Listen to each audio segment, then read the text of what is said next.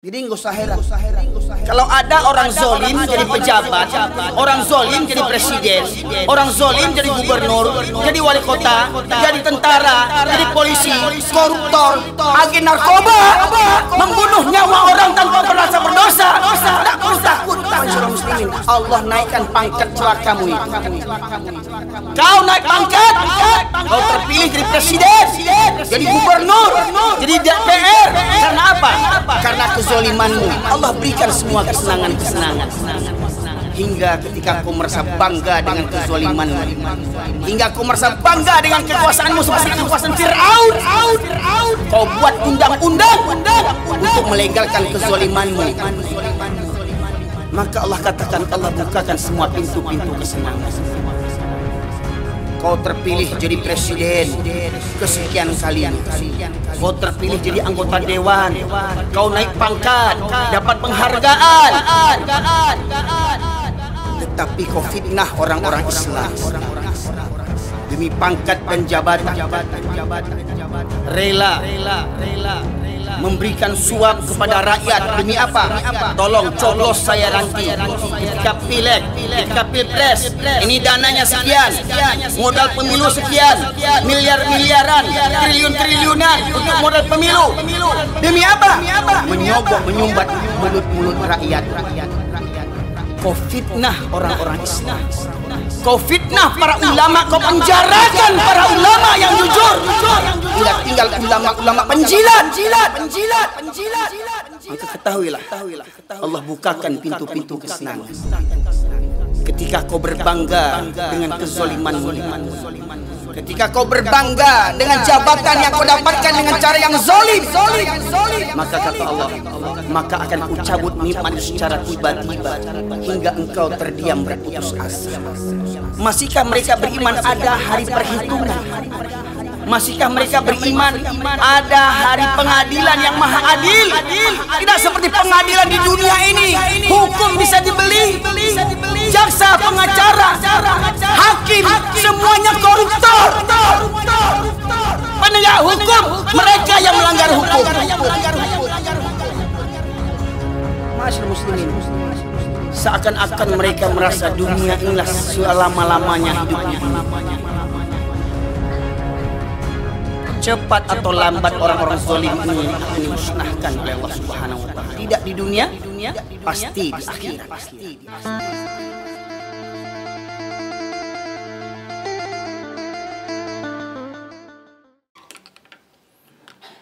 Alhamdulillah, nahmaduhu wa nasta'inuhu wa nastaghfiruh.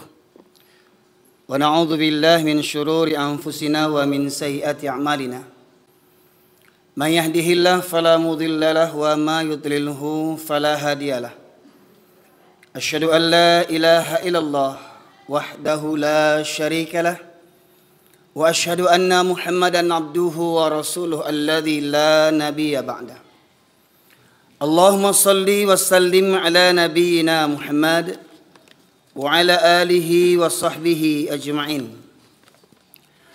Qala Allah ta'ala fil Qur'anil Karim, A'udzu billahi minasy syaithanir rajim. Ya ayuhan nasu taqu rabbakumul ladzi khalaqakum min nafsin wahidah wa khalaqa minha zawjaha wa batha minhuma rijalan katsiran wa nisaa'a wattaqullaha alladzi tasaaluna bihi wal arham innallaha kana 'alaikum raqiba. Wa qala ya ayyuhalladzina amanu taqullaha haqqa tuqatih wa la tamutunna illa wa antum muslimun. Amma ba'du ma'asyiral muslimin, usikum wa iyaya bitaqwallah faqad fazal muttaqun. Kama qala Allah Ta'ala, inna akramakum indallahi atqakum. Ma'asyiral muslimin, jamaah Jumat rahimakumullah. Bersyukur kita kehadirat Allah Subhanahu wa taala karena sampai detik ini Allah masih melimpahkan berbagai nikmatnya kepada kita sekalian. Terutama nikmat iman dan Islam, nikmat kesehatan dan kesempatan, hingga dari sekian banyak hamba Allah yang mengaku beriman. Dari sekian banyak hamba Allah yang mengaku beriman, Allah pilih kita di antara mereka yang meringankan langkah kakinya menghadirkan ruh dan jasadnya, menyahut seruan Allah Subhanahu wa taala untuk menghidupkan hati demi meraih kebahagiaan dunia dan di akhirat. Salawat dan salam kita aturkan kepada junjungan kita Nabi besar Muhammad sallallahu alaihi wasallam yang dengan diutusnya beliau menjadi rahmat bagi seluruh sekalian alam. Masyaallah muslimin, tema khutbah Jumat kita pada kesempatan kali ini membahas seputar wabah virus penyakit al-wahan yang merebak di tengah-tengah kaum muslimin. Dulu beberapa tahun yang lalu kita diguncangkan dengan wabah virus corona. Hingga akhirnya masjid-masjid ditutup, bahkan pelaksanaan ibadah haji dan umroh pun ditiadakan. Begitu takutnya manusia menghadapi kematian. Namun anehnya di masjid orang berjarak bermeter-meter, tetapi di pasar mereka tidak ada batasnya. Masyaallah muslimin rahmati oleh Allah, bagaimanapun kematian akan datang kepada kita, kena corona ataupun tidak. Namun kita melihat ketika corona terjadi, sungguh miris kita melihat orang-orang yang mati dikarenakan, mati dikarenakan, ya. Hingga akhirnya mereka tidak diselenggarakan sebagaimana fardu kifayah yang semestinya. Tidak dapat keluarga melepas kepergian saat sakaratul maut. Tidak dapat keluarga mungkin mencium dengan kasih sayang terakhir kalinya. Tidak dapat keluarga memandikan, mengafankan, menyolatkan, bahkan menguburkan. Itu merupakan suatu kedahsyatan bagi kita. Namun ternyata ada yang lebih dahsyat daripada itu. Dan corona itu tidak seberapa masyarakat muslimin. Kalaupun kita mati mungkin karena corona, tetapi apabila iman ada dalam hati kita, maka tidak perlu kita khawatirkan. Mati karena corona kah? Mati karena hancur ditembak bom kah? Mati berserakan-kah tubuh kita, isi perut kita? Itu tidak akan mengapa bagi orang yang beriman. Itu sangat kecil apabila iman, tauhid masih bersemayam dalam kolbu kita. Karena Rasulullah pernah bersabda, "Fa innallaha harrama 'alan nar man qala la ilaha illallah yabtaghi bidzalika wajhallah." Sesungguhnya Allah mengharamkan untuk neraka bagi siapa saja yang mengucapkan la ilaha illallah ikhlas dari hatinya, dan dengan ucapan itu dia hanya mengharapkan ridha Allah semata. Bagaimanapun kematiannya, asalkan hakikat la ilaha illallah terpatri dalam jiwanya, maka sungguh Allah haramkan untuknya neraka. Sedetik pun tidak akan dijamah oleh neraka. Pertanyaannya masyaallah muslimin, adakah kita benar mengucapkan kalimat la ilaha illallah, tidak ada ilah Tuhan selain daripada Allah? Benarkah kita memilih Islam sebagai agama yang terbaik satu-satunya? Innad dina indallahil Islam. Sesungguhnya agama yang diterima oleh Allah hanyalah agama Islam. Benarkah kita mengucapkan ikrar raditu billahi rabba wa bil islami dina wa bi Muhammadin nabiyya wa rasula? Aku redha Allah sebagai Rabbku, Islam sebagai agamaku, Muhammad sebagai nabi dan Rasulullah. Maka daripada itu masyaallah muslimin, dalam kesempatan kali ini saya sampaikan hadis Rasulullah SAW dari riwayat Thauban radhiyallahu anhu, di mana Rasulullah SAW bersabda, "Yushikul umamu an tada'a alaikum kama tada'al akalatu ila qas'atiha." Faqala qail wa min qillatin nahnu yawma idzin, qala bal antum katsir walakinnakum gutha'un ka gutha'is sail. Wa la yanza'anna Allah min suduri aduikum mahabbata minkum wa la yaqdhifanna Allah fi qulubikumul wahan. Faqala qail wa mal wahan ya Rasulullah, hubbud dunya wa karahiyatul maut. Rawahu Abu Daud wa Imam Ahmad. Dalam riwayat ini Rasulullah bersabda, akan datang suatu zaman nanti kalian umat Islam akan diperebutkan seperti mana orang-orang lapar memperebutkan makanan. Makna yang tersirat di balik yang tersurat, diperebutkan seperti mana orang-orang lapar memperebutkan makanan, maknanya adalah mereka, kalian umat Islam akan diperangi oleh kalangan orang-orang yang membenci Islam, dari kalangan orang-orang kafir, orang-orang musyrik, dan orang-orang munafik. Seperti mana dalam kalimat takbir yang kita kumandangkan, walau karihal kafirun, walau karihal musyrikun, walau karihal munafikun. Sesungguhnya orang kafir, orang musyrik, bahkan orang munafik. Siapa orang munafik ini? Penampilannya Islam, KTP-nya Islam, tetapi hatinya busuk, lebih busuk daripada orang-orang kafir. Berada dalam barisan kita, berada dalam saf kita, penampilannya sama dengan kita, janggutnya panjang, jubahnya labuh, jidatnya hitam, tetapi mentalnya mental munafik. Masyaallah muslimin. Sidang jamaah Jumat rahimakumullah. Dalam hadis ini Rasul menegaskan, akan datang nanti masanya kalian umat Islam akan diperangi seperti mana orang-orang lapar yang memperebutkan makanan, hingga Islam itu hancur berserakan menjadi serpihan-serpihan kecil. Lantas ada sahabat yang bertanya, apakah ketika itu jumlah umat Islam minoritas ya Rasulullah? Apakah ketika itu umat Islam jumlahnya sedikit? Bahkan kata Rasulullah, ketika itu kalian jumlahnya banyak, kalian jumlahnya mayoritas di negeri itu, tapi banyaknya kalian seperti buih di atas air. Nampaknya banyak, jumlahnya banyak, kuantitasnya banyak, tapi tak berkualitas, tak bermutu. Hanya bangga dengan mayoritas. Oh, kami umat yang mayoritas.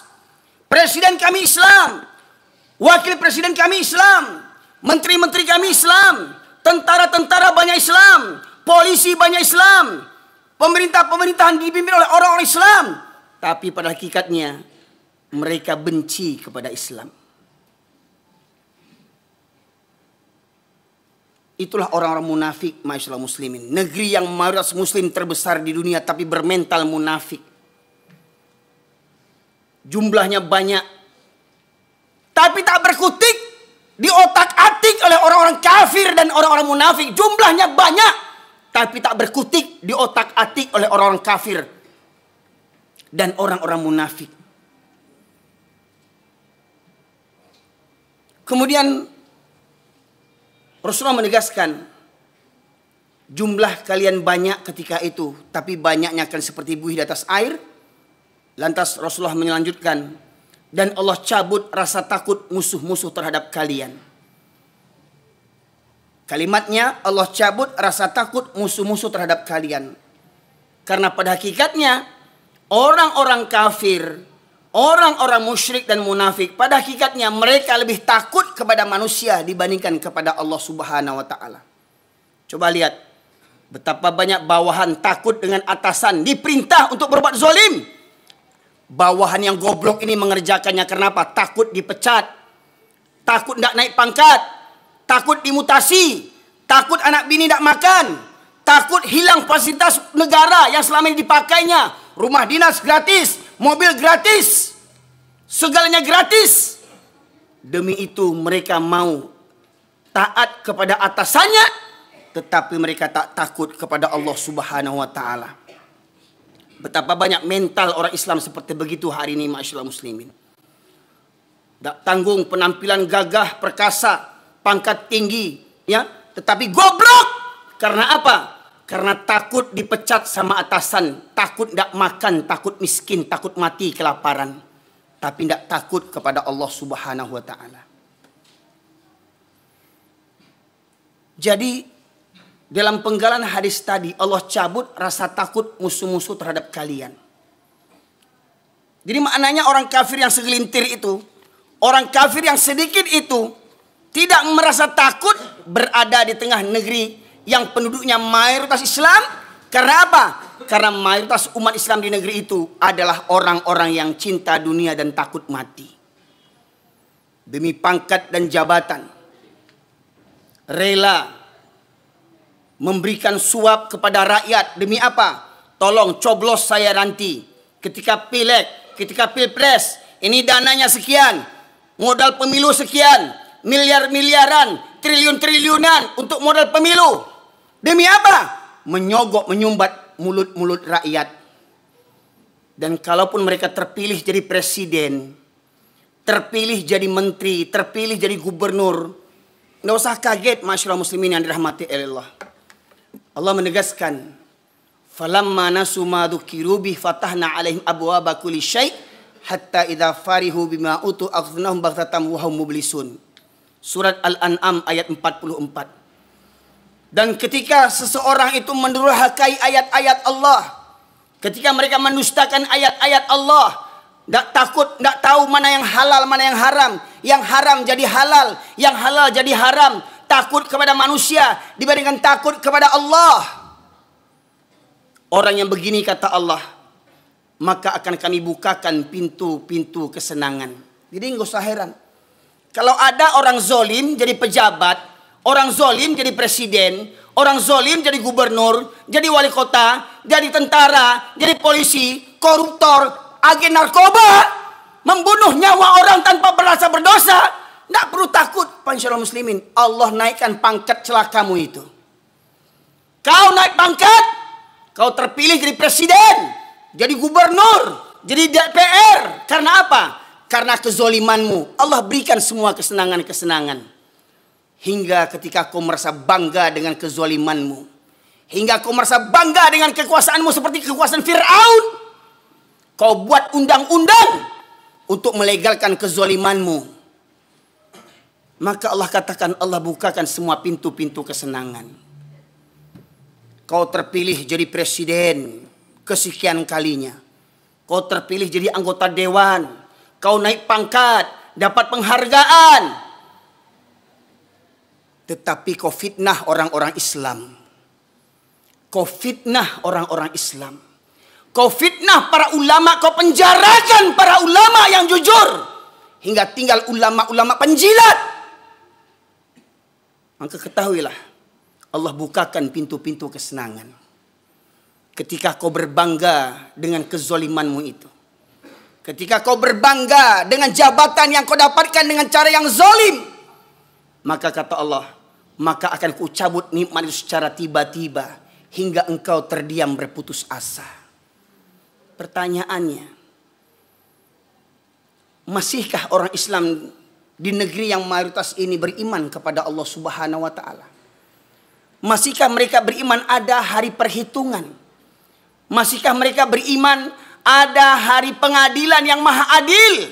Tidak seperti pengadilan di dunia ini, hukum bisa dibeli, jaksa, pengacara, hakim, semuanya koruptor.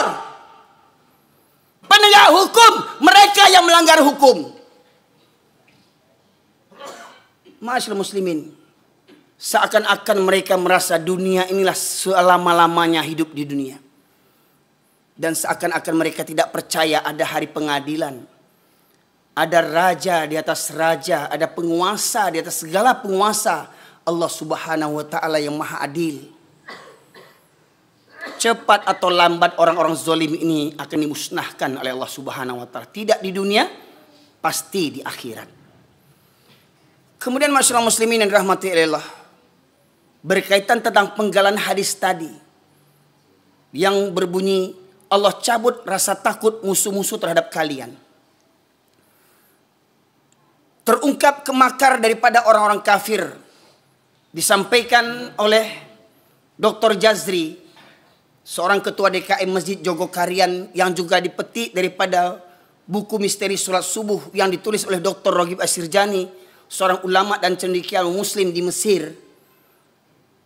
Terungkap perkataan seorang tokoh Yahudi bernama Goldamir. Apa kata mereka? Apa katanya? Kita orang kafir Yahudi tidak perlu takut kepada umat Islam. Selagi umat Islam masjidnya di waktu subuh tidak seramai seperti waktu sholat Jumat.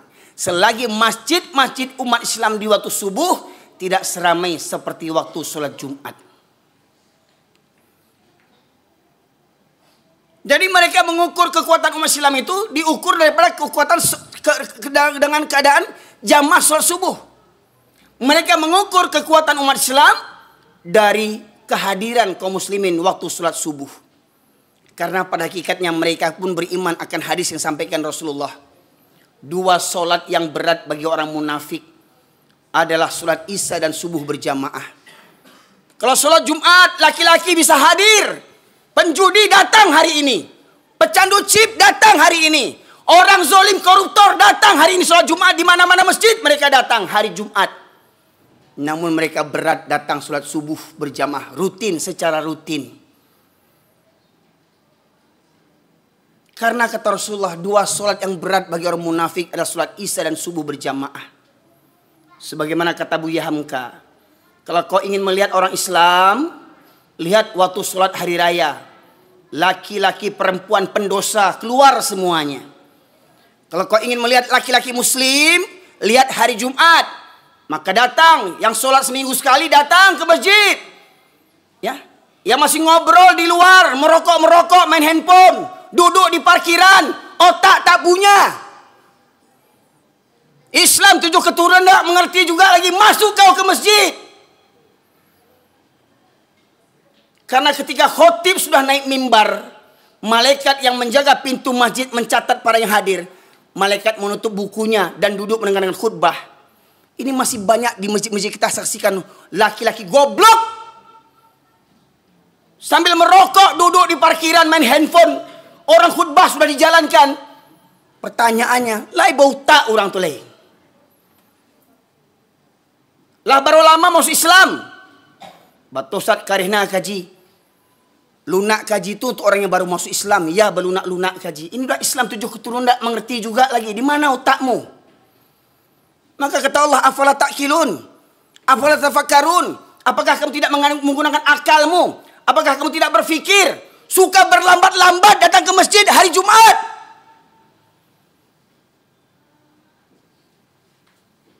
Jumlah banyak, tapi bagaikan buih. Bahkan kita melihat masih ada orang Islam yang keluyuran. Bawa angkot, bawa mobil, bawa motor kemana-mana. Sementara sholat Jumat sudah ditegakkan. Khutbah sudah dijalankan. Bagaimana mungkin ada orang Islam 7 keturunan sholat seminggu sekali. Kalau hari Jumat tidak sholat dia. Coba bayangkan. Oh kareh benar kaji kau. Utak awak tu yang kareh. Hati awak tu yang kareh. Kata Allah. Khatamallahu ala qulubihim wa ala sam'ihim wa ala absarihim risyawatun walahum adzabun azim. Allah kunci mati hatinya, pendengarannya dan penglihatannya, baginya azab yang pedih. Juga Allah menegaskan kepada orang-orang yang tidak tergerak hatinya ketika Allah memanggil dengan kumandang azan. Di masa sahabat ada namanya Abdullah bin Ummi Maktum. Menghadap Rasulullah dia berkata, ya Rasulullah, engkau tahu aku ini orang tua yang buta. Abdullah bin Ummi Maktum, orang tua lagi buta. Aku tinggal sebatang kara. Rumah jauh dari masjid. Dari rumah menuju ke masjid jalan berliku-liku dan banyak binatang berbisa. Ada 6 kendalanya. Yang pertama dia buta. Yang kedua tua. Yang ketiga tinggal sebatang kara. Yang keempat rumah jauh dari masjid. Yang kelima jalan berliku-liku. Yang keenam banyak binatang berbisa di perjalanan. Meminta menghadap kepada Rasulullah. Ya Rasulullah, bolehkah aku sholat di rumahku? Apa kata Rasulullah? Apakah engkau mendengar seruan azan? Dengar ya Rasulullah. Maka tidak ada keringanan bagimu untuk sholat di rumahmu. Orang tua buta tak dapat keringanan sholat di rumah.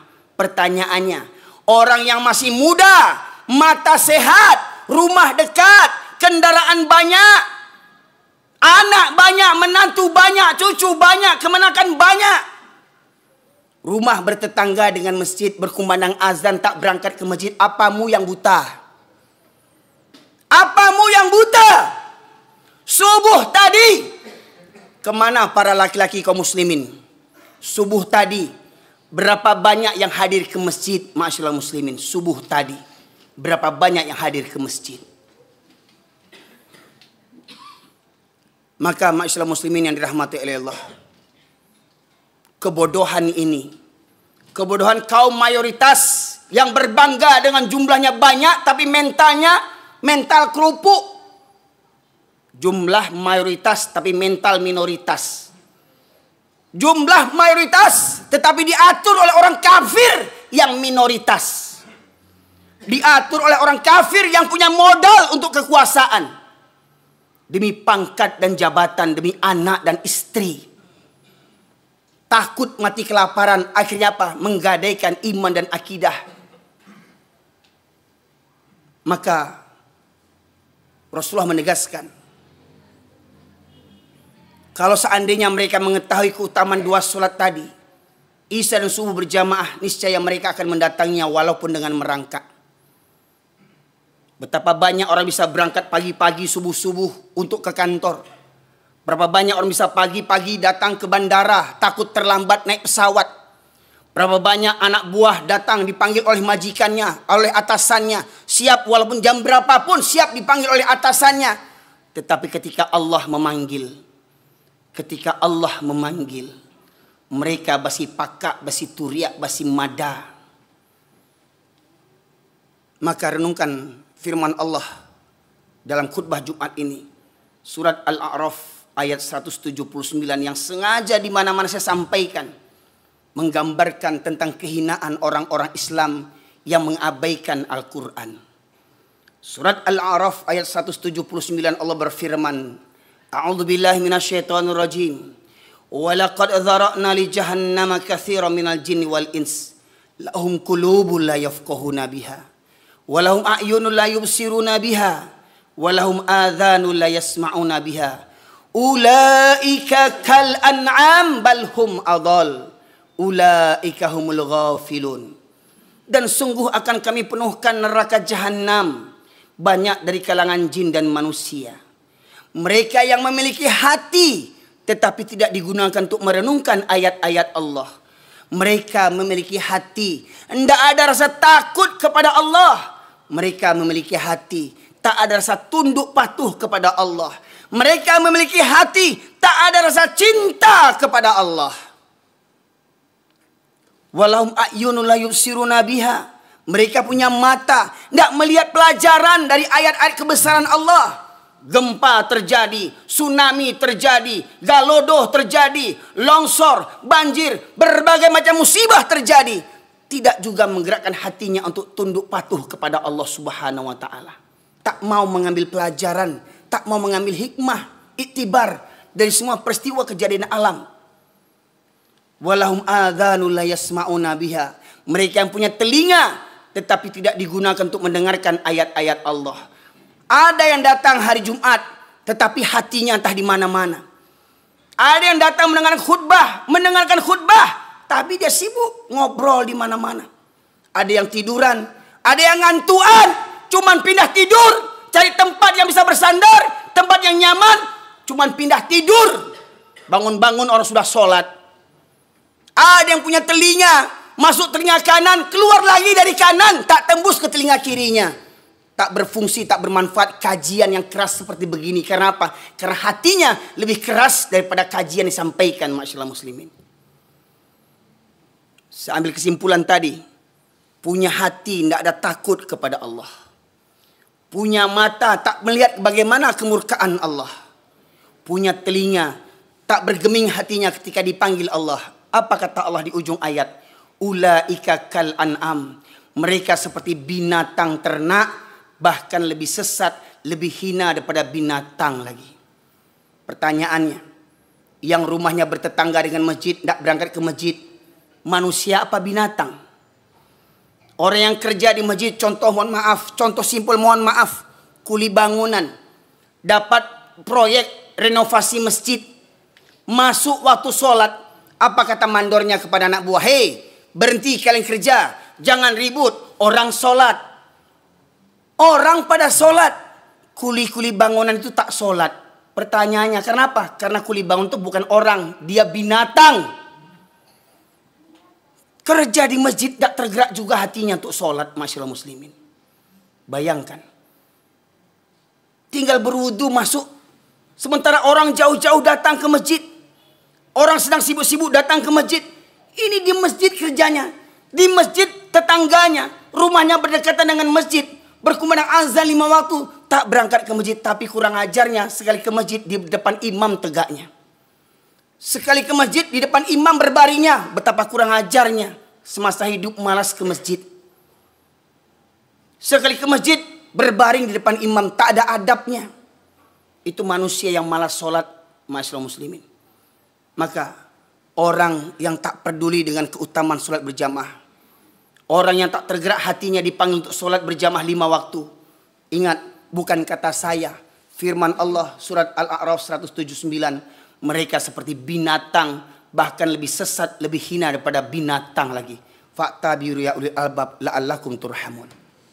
Allahumma salli wa sallim wa zid wa an'im wa tafaddal wa barik bi jalalika wa kamalika ala zahir ubbadik Abi Qasim sayyidina wa maulana Muhammad salli wa sallim wa radiyallahu tabaraka wa ta'ala an kulli sahabati rasulillahi alaihim ajma'in.